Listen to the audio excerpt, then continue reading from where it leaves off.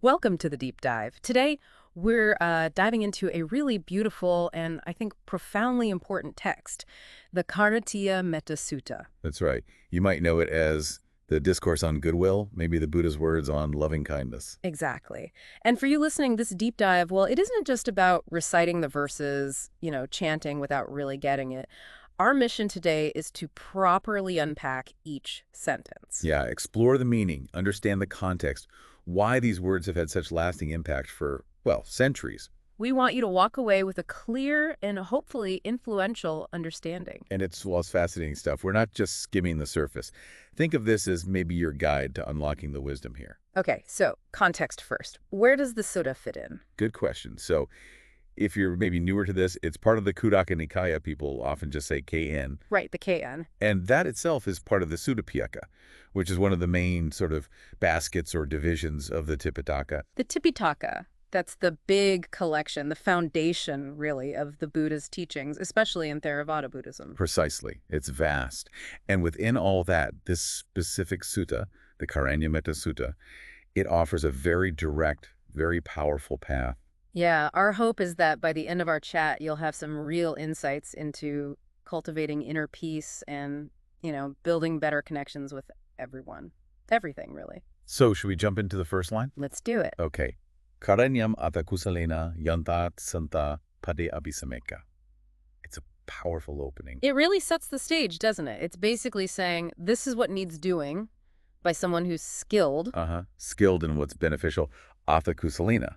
And crucially, someone who wants to attain that state of peace, santapada abhisameka. Okay, let's break that down a bit more for everyone. Atakusalena, skilled in aims, or what's beneficial. It's not just meaning well, is it? It's like having the wisdom to know what actually helps. Exactly. Yeah. Real skill in wholesome actions, wholesome aims. And that second part, santapada abhisameka.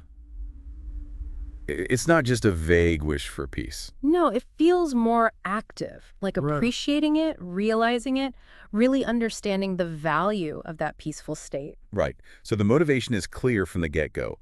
Why cultivate these qualities? Yeah. Because you appreciate that state of inner peace.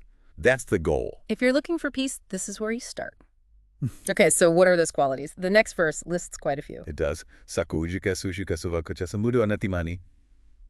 It might sound like a lot of Pali words, but each one's key. Let's walk through them. Sako. Capable. Yeah. Having the ability, the inner strength to actually do this, to cultivate these things. Okay, capable. Then uju. Upright. Honest. Integrity in how you deal with things. And suhuju sounds similar. It's related, often translated as straightforward, like internally honest, no hidden agendas, no deceit. Got it. Sufako. That's easy to instruct. Teachable. Open to guidance, willing to learn. Important. Mudu. Gentle. A certain kindness in your manner. And the last one, anatimani. Not conceited. Humble. Not puffed up. What strikes me listening to that list is the balance. You've got Sako, capable, that strength. Yeah, you need that foundation. But immediately balanced by anatimani, not conceited, and Suvako, teachable. Like, yes, be strong, but don't let your ego block the path. That's a really crucial insight. They work together, don't they? Yeah. You can't really be easy to instruct if you're arrogant, even if you are capable. Right. It lays the groundwork for genuinely extending loving kindness later, without your own stuff getting in the way. Exactly. A solid inner core, but flexible and open. Okay, what's next? Santusako ka subharo ka apakiko ka salokavuti. This feels different, more about lifestyle. In a way, yes. It's about simplifying, living lightly. Santusako, that's content. Content! Finding satisfaction with what you have. Precisely. Not always chasing more. Think about how much energy that saves. Subhadra is easy to support, not making huge demands on others. Okay, that makes sense. And apakiko. With few duties. Yeah. Not getting bogged down in endless tasks and responsibilities. A simpler life, less cluttered. And salahukavuti. Living lightly, unattached, not weighed down by possessions or maybe even rigid plans. So the idea is, if you simplify your outer life, reduce those burdens. It frees you up internally. Mentally, emotionally, you have more space, more energy to actually be present and extend that goodwill outwards. Yeah, like decluttering your mind so there's room for kindness. Exactly. If you're constantly stressed, overwhelmed, chasing things, you just don't have the bandwidth for deep, genuine care for others. Simplifying is almost an act of self-care that ripples outwards. That makes a lot of sense. Okay, next line. Santendrio kan nipako ka apagabo kolesu ananugido.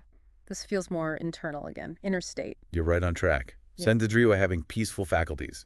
Your senses, sight, sound, taste, touch, even your mind aren't constantly stirred up or agitated. Ah, like inner calm amidst the chaos. Sort of, yeah. Finding stillness. Then nipako, masterful or wise. Good judgment, acting with awareness. Okay. Apagapa. Modest.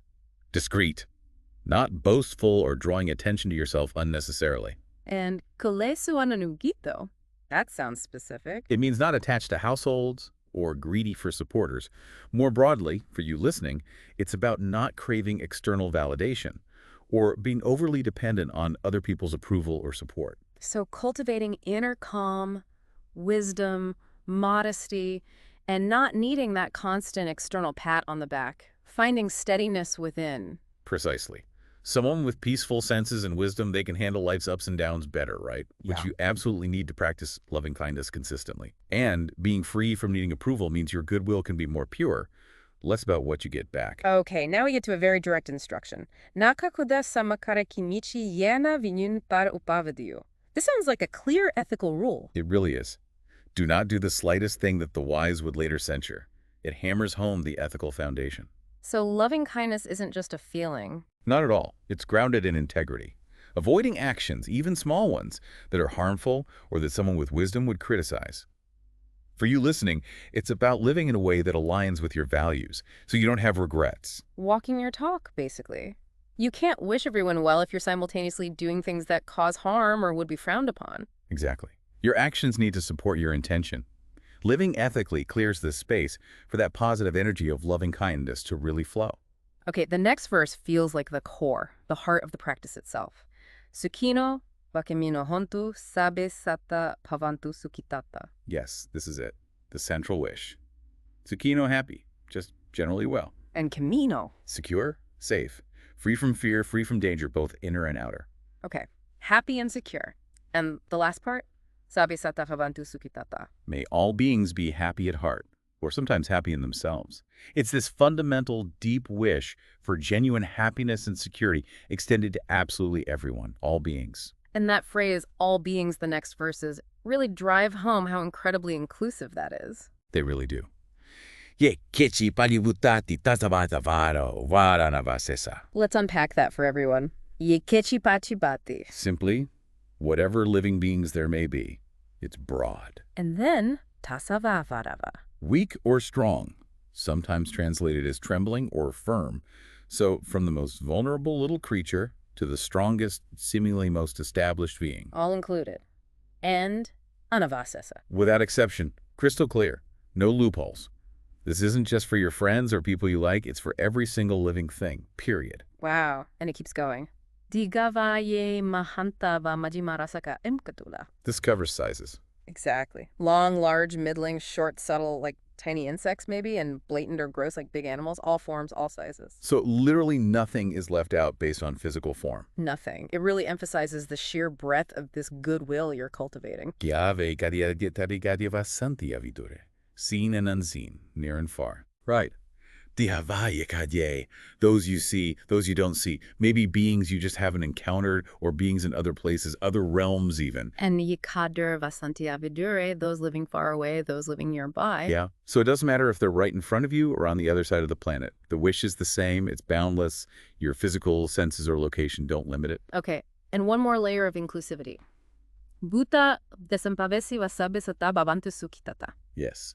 Bhuta, those already born, those existing now, samavedi, those seeking birth, maybe those in the womb, or even beings yet to arise. So past, present, future beings in a sense. Kind of, yeah. Those living now and those on the way to becoming. Again, it just reinforces the universality. Everyone gets included in this wish. May all beings be happy at heart. Okay, so after establishing that incredibly broad wish, the sutta seems to shift back to practical conduct, how you should act. It does. Naparo para nikubeta natimanyeta kataji na kinish. Let no one deceive another. Right, nikubeta is deceive. So honesty, integrity again. No Yeah. trickery, no manipulation in your dealings. Or despise anyone anywhere. Exactly. Nati manyete. Don't look down on anyone. Don't belittle them. In any situation, katachi, anywhere, treat everyone with basic dignity. So again, it connects the inner feeling of goodwill with outer action, or inaction in this case. Don't do these harmful things. Precisely. Mm. You have to actively avoid actions and attitudes that contradict the kindness you're trying to grow. Deception, contempt, they're like poison to goodwill. The next line looks at the internal obstacles. What gets in the way inside us? Pero sana pagasanya na nyamanya sa dukamicheya. Yeah, this is crucial. That's anger, ill will, harshness bubbling up inside you. Okay. And pagasanya. Irritation, resentment, aversion, that feeling of pushing something away, you know. And the instruction. Nanyamanyasa dukamicheya. Don't let those feelings, anger or irritation, lead you to actually wish suffering on someone else. Ah, so it's about managing your own internal reactions. Recognizing anger or irritation might arise, but not letting it turn into harmful intent towards others. Exactly. It's acknowledging that those feelings happen, but drawing a line. You can't genuinely wish others well if you're actively, wanting them to suffer because you're annoyed or angry. It's like that saying, you can't pour from an empty cup. Or maybe a cup filled with resentment. That's a great way to put it. Your inner state directly impacts what you can offer outwardly. Okay, now we come to a really famous and powerful image in the sutta. Matayata nyaputta ayusa ekaputa manurake. Yes, the mother analogy. It's incredibly moving. As a mother would risk her life to protect her child, her only child. Wow, that paints such a vivid picture, doesn't it? That fierce, selfless, protective love. The only child part really emphasizes the preciousness. It does. It gives you, the listener, a relatable, visceral example of profound, unconditional care. Even risking your own life, ayusa. So how does that connect to the practice for everyone else? The very next line makes the connection explicit. Ivampi sababutesu manasavavai aparimacha. Even so, like that mother, should one cultivate the heart limitlessly with regard to all beings? Exactly. Take that intensity, that selflessness, that protective quality of the mother's love. And expand it. Expand it limitlessly, aparimacha. Cultivate that quality of heart, manasabhavaya, towards all beings, sabbutisu. It's a huge ask, but the analogy gives you a sense of the quality of heart you're aiming for. Boundless care. And then it gets even broader. Mettā sabalakasmi manasabhavaya aparimacha. Yeah, now it's not just all beings, but the entire cosmos. Mettā, goodwill, loving kindness, sabalakasmi, for the entire world system, the whole universe. And again, cultivate the heart limitlessly. It really repeats that boundless idea. It's central. This feeling shouldn't have borders, not just individual beings, but the whole interconnected reality you're part of. Okay, the next verse describes this limitless goodwill. Udha adhuka tirunyanga asabata avara asapata. This sounds like directions. Exactly. Udha adokakturyanga, above, below, and all around. Spreading out in all directions like radiance. Unobstructed. Right. Asabata, no barriers, no limits. And avara, without enmity, without hostility. Asapata, without hate, without opposition. So it's an all-encompassing wave of positive intention, free from any negativity from your side? Perfectly put. Reaching everywhere, completely free of ill will. Now, how do you actually do this? The sutta brings it back to daily life. Right. This is about integrating the practice. Standing, walking, sitting, or lying down. Basically, whatever posture you're in. All the time. Well, yavatasavigata, as long as you're awake, as long as drowsiness is gone. So whenever you're alert and mindful. So it's not just for meditation sessions, it's something to carry with you constantly. That's the idea. Make it a continuous practice, woven into the fabric of your day, a state of mind you maintain whenever you're conscious and able. Like a background awareness of goodwill. Exactly, a gentle, persistent undercurrent. And the next verse really emphasizes the value of this continuous effort. Etasatya atiheya brahma eta vihara idamahu. Yes. Etasatya be resolved on this mindfulness. Really establish it firmly in your mind and heart. And the second part, Brahma mettā vihara idamahu. This is called a sublime abiding here, a Brahma Vihara. That term refers to the four sublime states: loving kindness, compassion, sympathetic joy, and equanimity. So cultivating mettā like this is considered a divine or noble way to live. Exactly. It's an elevated, highly beneficial state of being. A sublime way to dwell right here and now. Okay, we're near the end. The last two verses seem to link this practice to the bigger picture, the overall spiritual path. They do. Ditinyaka anupagama salava dasanena sampanno. Not taken with views, what does that mean? Dihinyaka anupagama. Not clinging rigidly to opinions or dogmas, especially ones that cause division. Maintaining a certain openness. Okay, and sila. Virtuous. Upholding ethical conduct. We saw that earlier too, the ethical foundation. And dasalena sampano. Consummate in vision. Having right understanding, insight into the nature of reality. So loving kindness isn't isolated. It goes hand in hand with ethics, wisdom, and not being dogmatic. Precisely. They all support each other on the path. You need that ethical conduct and clear seeing to truly cultivate boundless goodwill. And the very final line, Kamisa vinaya gata nasi jatu gabasaya punaratiti, this points to the ultimate goal. Yes, the culmination. Kamisa vinaya gata, having subdued desire for sensual pleasures, overcoming that grasping, that greed which fuels so much suffering. And the result? Nasi jatu gabasaya punaratiti. One never again will lie in the womb. Meaning, no more rebirth into the cycle of suffering, says Sarah. So the ultimate outcome of fully realizing this path, including metta, is liberation, freedom from the whole cycle. That's the implication. By developing these qualities, including overcoming sensual craving, one breaks free. Wow. Okay, so to kind of wrap up our deep dive for everyone listening, we started with that intention for peace, needing skill in certain qualities like capability, honesty, gentleness, humility. Right, and also contentment, simplicity, inner calm, wisdom, modesty, all laying the groundwork. And crucially, acting ethically, not doing things the wise would censure. And then the core practice itself, that immense inclusive wish, may all beings be happy and secure, extending it without any exception, weak, strong, large, small, seen, unseen, near, far, born, or seeking birth. And remembering, it's not just a feeling. It means not deceiving, not despising, not wishing harm, even when you're angry or irritated. Yeah. Using that powerful image of the mother's love as the quality of boundless care to cultivate. For the whole cosmos, limitlessly, in all directions, Yeah. and making it a continuous practice in all postures whenever you're awake, a sublime abiding. And finally, seeing how it connects to the whole path needing ethical conduct, right? Understanding, freedom from rigid views, and ultimately leading towards the liberation that comes from subduing craving. By really looking at each sentence like we tried to do today, you move beyond just chanting, right?